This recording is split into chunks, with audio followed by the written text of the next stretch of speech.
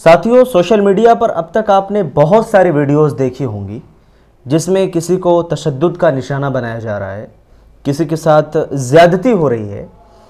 لیکن آج میں ایک ایسی ویڈیو آپ کو دکھانا چاہتا ہوں جس میں برجستہ ایک مسلمان دوسرے مسلمان کے ساتھ زبردستی کر رہا ہے، اس کو کچھ الفاظ بولنے کے لیے مجبور کر رہا ہے۔ اب تک تو ہم سنتے تھے کہ خاص طبقہ ہے جو خاص لوگوں کو ٹارگٹ کرتا ہے، لیکن وہ کہتے ہیں نا کہ مفلس شہر کو دھنوان سے ڈر لگتا ہے، پر نہ دھنوان کو رحمان سے ڈر لگتا ہے۔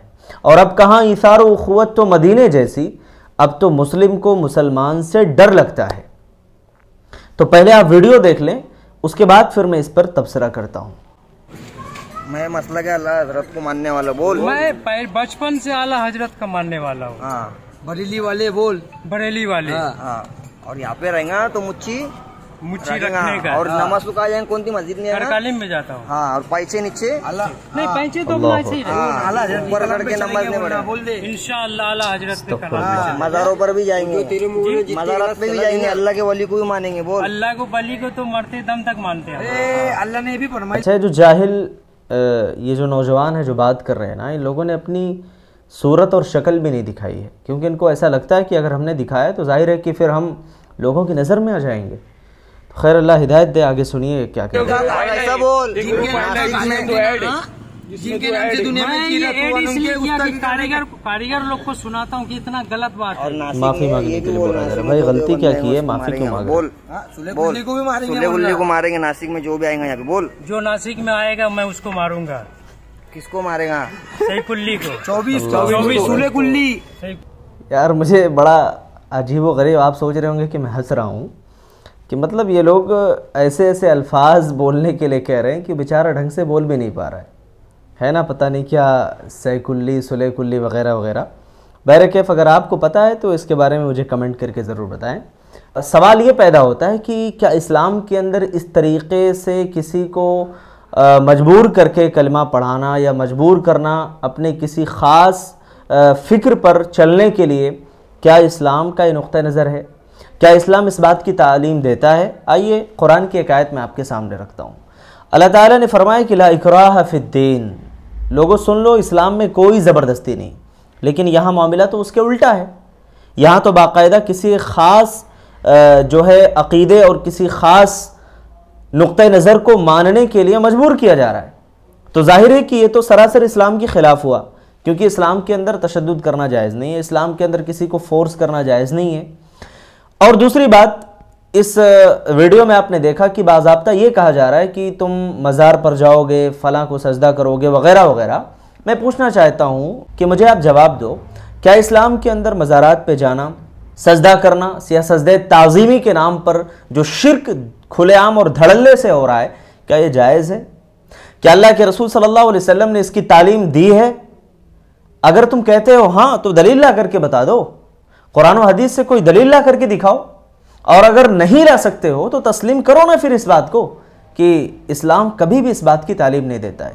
دلیل میں دوں آپ کو، اللہ کے رسول کے ایک صحابی حضرت معاذ بن جبل رضی اللہ تعالیٰ عنہ، تو حضرت معاذ رضی اللہ تعالیٰ عنہ جب شام سے واپس آئے نا، تو اللہ کے رسول صلی اللہ علیہ وسلم کے سامنے انہوں نے سجدہ کرنے کی اجازت مانگی۔ کہا کہ اللہ کے رسول، ہم نے دیکھا ہے کہ وہاں کہ جو رہنما اور پیشوا ہیں، ان کے ماننے والے ان کے سامنے سجدہ کرتے ہیں، تو میں نے یہ مناسب سمجھا کہ آپ تو اس بات کے زیادہ حقدار ہیں۔ جانتے ہو اللہ کے رسول صلی اللہ علیہ وسلم نے اس وقت منع کر دیا، اور آپ نے کہا کہ اللہ کے علاوہ کسی اور کے لیے سجدہ کرنا جائز نہیں ہے۔ اگر سجدہ کرنے کا میں دنیا میں کسی کو حکم دیتا تو بیوی کو، عورتوں کو حکم دیتا کہ وہ اپنے شوہر کا سجدہ کرے، لیکن اللہ کے رسول صلی اللہ علیہ وسلم نے یہ تعلیم دی ہی نہیں۔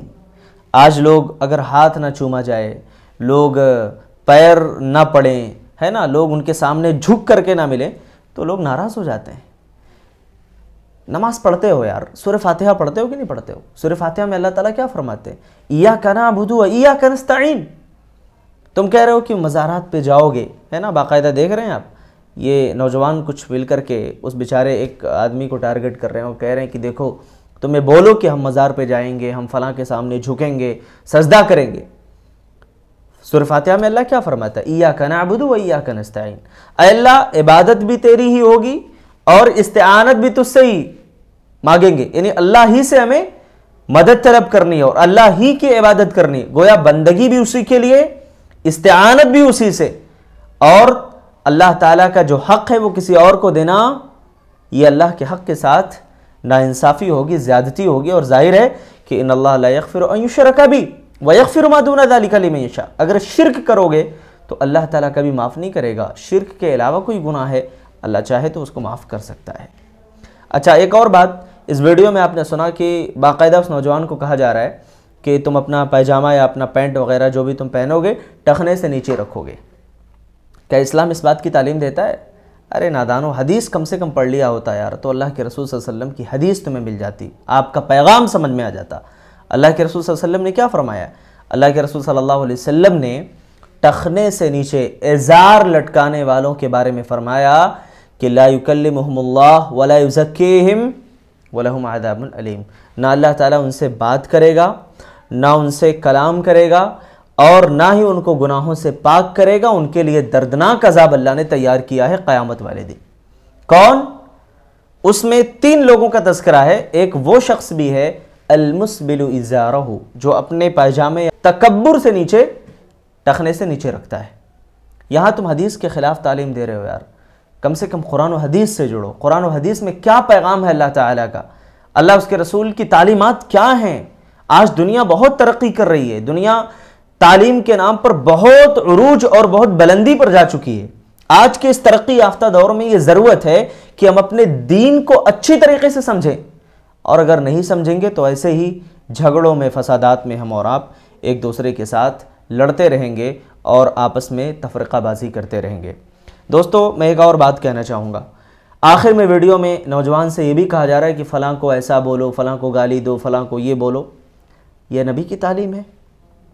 یہ مسلمان کا طریقہ ہے؟ آیت المنافقی 3 کہ منافق کی 3 نشانیاں ہیں: اذا حدث کذب واذا وعد اخلف واذا اؤتمن خان، جب بات کرے گا تو جھوٹ بولے گا، وعدہ کرے گا تو وعدہ خلافی کرے گا، اور امانت رکھی جائے تو خیانت کرے گا۔ ایک دوسری حدیث میں 4تھی نشانی بھی اللہ کے رسول نے بتائی، کیا؟ جب جھگڑا لڑائی ہو تو گالی گلوچ کرے گا۔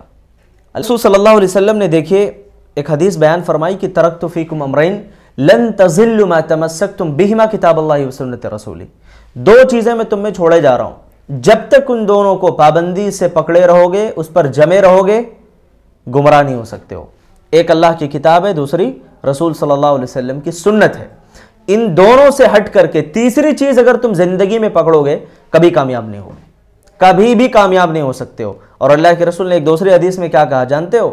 کہا کہ اس سے وہی بھٹک سکتا ہے جس کے مقدر میں اللہ نے تباہی اور بربادی لکھتی ہو۔ فرمایا لیلھا کنہارھا، اس کی راتیں بھی دن کی مانند روشن ہیں، اس سے وہی گمراہ ہو سکتا ہے جس کے مقدر میں اللہ نے بربادی لکھتی ہو۔ دوستو، باتیں بہت ہو گئیں، بس اس شعر کے ساتھ میں اپنی بات ختم کروں گا کہ کٹھن ہے بہت راہ حق کی مسافت، بہت متحد ہو کے چلنا پڑے گا، وہ ایمان جس سے جلائے نہ آتش، وہ ایمان جس سے جلائے نہ آتش، اس ایمان کی خاطر بھی جلنا پڑے گا۔